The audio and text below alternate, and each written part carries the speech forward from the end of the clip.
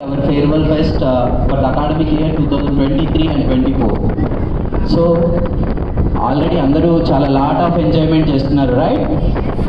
So ఇంకా మనకి 6 performance కూడా మిగిలి ఉన్నాయి. సో దానికోసం నేను త్వరగా నా స్పీచ్ అనేది ముగిస్తాను. సో ప్లీజ్ క్వైట్గా ఉంటే కొద్దిగా బెటర్గా ఉంటుంది. Students please be seated for 5 minutes. So పిల్లలకి పర్టికులర్గా ఇలాంటి సెలబ్రేషన్స్ అంటే చాలా ఇంట్రెస్ట్గా పర్టికులర్గా విత్ ఇన్ 1 weekలోనే చాలా బాగా ప్రిపేర్ అయ్యారు. So I would congratulate to all our staff members those who are tried for these level best performances. Okay, so ఇక్కడ నేను కొన్ని చిన్న కథలు చెప్పాలనుకుంటున్నాను. సో స్టూడెంట్స్కి మీకు ఆ స్టోరీ రూపంలో చెప్తేనే అర్థమవుతుంది. మామూలుగా ఎక్కువసేపు మాట్లాడితే బోర్గా ఫీల్ అవుతారు. సో ప్రతి స్కూల్లోనూ మనకి అకాడమిక్స్తో పాటు డిసిప్లిన్ అనేది చాలా చాలా ఇంపార్టెంట్. బట్ ఇప్పుడు ప్రజెంట్ నేను చూస్తున్న జనరేషన్లో ఆ డిసిప్లిన్ అంటేనే ఆ వీడేంటి ఇలాగే చెప్తున్నాడు, ప్రతి సోది పెట్టేస్తాడనే ఒక కాన్సెప్ట్ అనేది ప్రతి స్టూడెంట్ మైండ్లో అయిపోతూ ఉంది. ఓకే, సో నేను ఇక్కడ ఒక చిన్న స్టోరీ మీకు రివీల్ చేయాలనుకుంటున్నాను. సో మీకు ఆల్రెడీ తెలుసు పర్టికులర్గా kite festival for the Sankranti right. So పర్టికులర్గా ఒక పేరెంట్, ఒక తండ్రి, ఒక కొడుకు ఇద్దరు పర్టికులర్గా పతంగి ఎగరేస్తూ ఉన్నారు కైట్. ఓకే, సో మరి పతంగి ఎగరేయాలి అంటే పర్టికులర్గా దానికి ఏమేమి అవసరము? ఆ కైట్ అనేది కావాలి, దానికి సపోర్ట్ థ్రెడ్ అనేది కావాలి, అంటే ఏ డైరెక్షన్ అనేది కావాలి, అవునా? సో పర్టికులర్గా మరి బాబుకి అంత ఐడియా లేదు. నాన్న అది చాలా పైకి అంటే పర్టికులర్గా ఎగరేస్తున్నాడు, గాలిపటం పైకి ఎగురుతూ ఉంది. ఓకే, అప్పుడు పిల్లాడు అన్నాడంట, నాన్న నువ్వు దాన్ని గట్టిగా పట్టుకొని ఉన్నావు కదా, అది పట్టుకుంటే ఎక్కడ ఎగురుతుంది నాన్న, దాన్ని వదిలేసేయి అన్నాడంట. ఓకే, సో మరి మీరు చెప్పండి, దాన్ని వదిలేస్తే ఏమవుతుంది? ఎగిరిపోయి ఎక్కడో ఏ కరెంట్ స్తంభానికో లేకపోతే ఎక్కడో ఏ చెట్టు మీదో ఎక్కడో కింద పడిపోతూ ఉంటుంది, అవునా? మరి ఇక్కడ పతంగి కరెక్ట్గా పైకి ఎగరాలంటే ఏం చేయాలి? వాళ్ళ ఫాదర్ దాన్ని సరైన డైరెక్షన్లో ఎగరేస్తూ ఉండాలి, అవునా? సో ఇక్కడ నేను 2 పాయింట్లు చెప్పదలుచుకున్నాను. ఓకే, ఆ పతంగిని ఎగరేసే తండ్రి అండ్ పర్టికులర్గా ఆ ప్లేస్లో కొడుకు. ఇక్కడ మధ్యలో ఉన్న దారం అనేది ఏంటి అంటే క్రమశిక్షణ. ఓకే, ఇక్కడ తండ్రి పొజిషన్లో ఉన్నటువంటి వాళ్ళు ఎవరు? ఉపాధ్యాయుడు కావచ్చు, ఉపాధ్యాయురాలు కావచ్చు. ఓకే, సో ఆ కొడుకు పొజిషన్లో ఉన్నటువంటి వాళ్ళు ఎవరు? మీరు. Okay, students. సో ఇక్కడ క్రమశిక్షణగా టీచర్లు చూస్తున్నాం కాబట్టే పర్టికులర్గా స్టూడెంట్ ఒక దారిలో ఉంటున్నారు. అదే మేము అలా వదిలేస్తే ఏమవుతుంది? దారం తెగిన పతంగిలాగా క్రమశిక్షణ అనేది కోల్పోతారు. సో జీవితంలో పర్టికులర్గా ఎంజాయ్మెంట్ ఉండాలి, దానికి తగ్గట్టుగా అందరూ అలవాటు పడాలి. అంటే పర్టికులర్గా ఓన్లీ స్కూల్ అంటే పర్టికులర్ ఎడ్యుకేషన్, అకాడమిక్స్ ఎప్పుడు చదవడం, రిజల్ట్ ఇది మాత్రమే కాదు. పిల్లలు అన్నాక ఎంజాయ్మెంట్ ఉంటుంది, దానికి తగ్గట్టుగా ఒక్కొక్కసారి టీచర్లు కోపడుతుంటారు, పిల్లలు బాధపడుతుంటారు, ఇవన్నీ కూడా సహజం. సో ఇలాంటి సిచ్యువేషన్స్ని మనం ఏంటంటే ఈ కాలంలో ఏంటంటే అది పర్టికులర్గా టీచర్ చెప్తూ ఉంటే దాన్ని ఒక నెగిటివ్ ఫీల్డ్లో వెళ్ళిపోతున్నారు. సో డియర్ చిల్డ్రన్, నేను చెప్పాలనుకున్నది మీకు ఒకటే, మీ తల్లిదండ్రుల పొజిషన్లో మేము ఇక్కడ ఉన్నాం. మీకు మంచి చెప్పడం మీ తల్లిదండ్రుల తర్వాత మా బాధ్యత. కాబట్టి పిల్లాడు చెడిపోకూడదనే ఒకే ఒక కాన్సెప్ట్తో తిట్టడమో 2 కొట్టడమో తప్ప చేస్తాను తప్పించి పిల్లల మీద ఏ ఒక్క స్టూడెంట్ మీద కూడా మాకు ద్వేష భావం అనేది ఉండదు.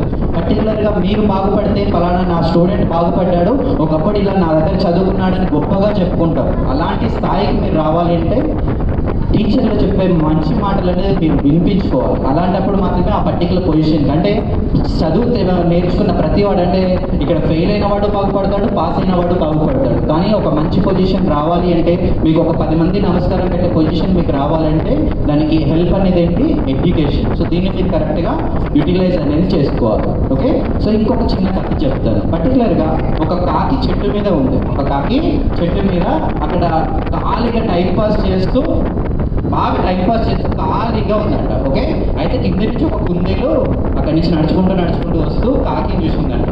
ఏమంటుంది? కాకి బావా నువ్వు పర్టికులర్గా చెట్టు మీద అంత టైంపాస్ చేసుకుంటా ఖాళీగా కూర్చున్నావు కదా, నేను కూడా అలాగే నీలాగానే ఉంటాను బావా అంటే, అప్పుడు కాకి ఏం చెప్పిందంట? సరే నేను ఇక్కడ టైంపాస్ చేస్తున్నాను కదా, నువ్వు కూడా అలాగే టైంపాస్ చెయ్యి అని అందంట. ఓకే, సో ఇప్పుడు ఏం చేసింది ఆ కుందేలు? అక్కడ టైంపాస్ చేస్తూ రిలాక్సింగ్ చేస్తూ అలాగే ఉంది. ఓకే, సో అంతలోపల ఒక జిద్దులా మారిన నక్క అక్కడి నుంచి వచ్చింది. సో నక్క యొక్క బుద్ధి ఏంటి? ఏం చేస్తుంది నక్క? ఎక్కడ ఏ తిండి దొరుకుతుందో మోసపూరిత విధంగా మనం దాన్ని ఎలా తినేద్దామా అని చూస్తుంది. మరి రాబెట్ అక్కడ రెస్ట్ తీసుకుంటుంది. ఇప్పుడు నక్క ఏం చేస్తుంది?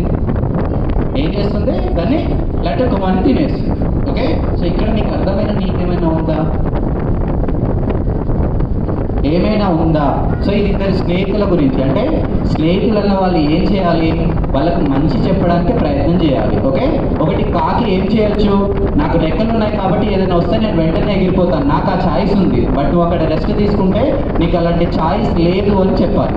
చెప్పకపోవడం ఎవరు తప్పు, కాకి తప్పు. ఓకే, మరి కాకి చెప్పలేదు సరే, కుందేలు బుద్ధి ఏమైంది, కుందేలు ఏం ఆలోచించాలి, అది పైన ఎక్కడో పైన ఉంది, అక్కడికి దానికి ఎలాంటి హాని అది కలదు, ఏదైనా వస్తే పర్టికులర్గా అది స్కిప్ చేస్తుంది, కానీ నాకు అలాంటి అవకాశం లేదు కదా అని చెప్పి ఎవరు ఆలోచించాలి, కుందేలు ఆలోచించాలి. ఇక్కడ కుందేలు కూడా ఏంటి, ఇలాంటి ఆలోచన అనేది చేయట్లేదు. అంటే ఇక్కడ ఇద్దరు స్నేహితులు అనేవారు ఏం చేయాలి అంటే, ఒకరు తప్పుదారిలో వెళ్తున్నా కూడా ఇంకొకరు దాన్ని ఏం చేయాలి, కరెక్ట్ చేయాలి. వాడు తప్పు చేస్తున్నాడు కదా, నేను అదే మార్గంలో పోతా అనుకుంటే దానివల్ల ఎవరి జీవితం ఖరాబ్ అయితే ఇద్దరి జీవితాలు పాడైపోతాయి. ఓకే, సో ఇక్కడ మీరు అర్థం చేసుకోవాల్సింది ఏంటంటే, మీ సమాజంలో అంటే మీరు ఉంటున్న ఈ చుట్టుపక్కల సమాజంలో రోజులను బట్టి మనం పెద్దవాళ్ళు ఏదైతే చెప్తున్నారో దాన్ని శ్రద్ధగా వినాలి.